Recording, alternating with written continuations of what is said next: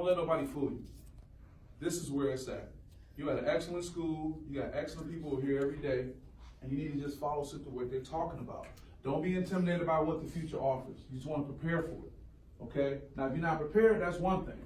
But if you work, it's going to work out for you. Now, the other part of it is, as you kind of make your way around, things happen. And that's the part people don't talk about. See, social media is where people share their successes. Man, look what I did. I made it happen. I'm a part of that too.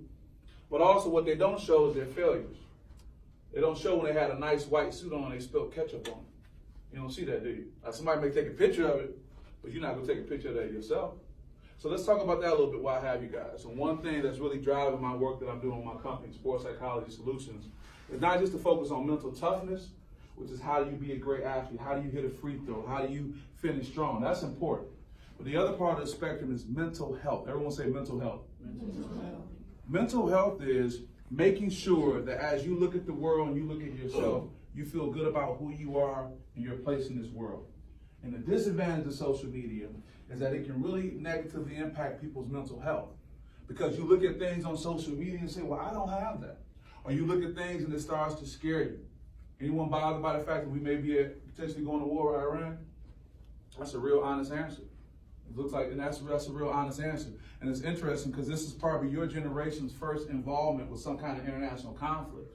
Myself, and I'm assuming with Miss Lucky, we grew up with experiences like Desert Storm and all these type of things and whatnot. I'm not trying to date you by saying that I might get in trouble if I get my facts right, all right? I grew up with that, let me say that.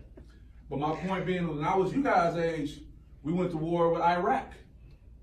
And I was scared and I was nervous and I didn't know what was going to happen.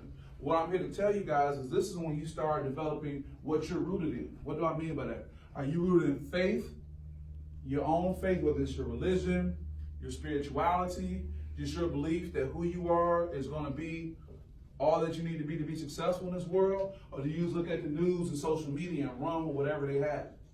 Are you reactionary? Say reactionary. Meaning when something happens, you just react. Oh my God. Or are you saying, you know what? I have a place in this world. I have a reason to be here, and I'm going to live out my life. In some war-torn countries where they have a lot of suicide bombing, where you can go to a public square in the morning. A public square will be something like, going to the East Lansing Art Fair, right? And imagine if a suicide bomber came in, they blew that place up at 10 in the morning.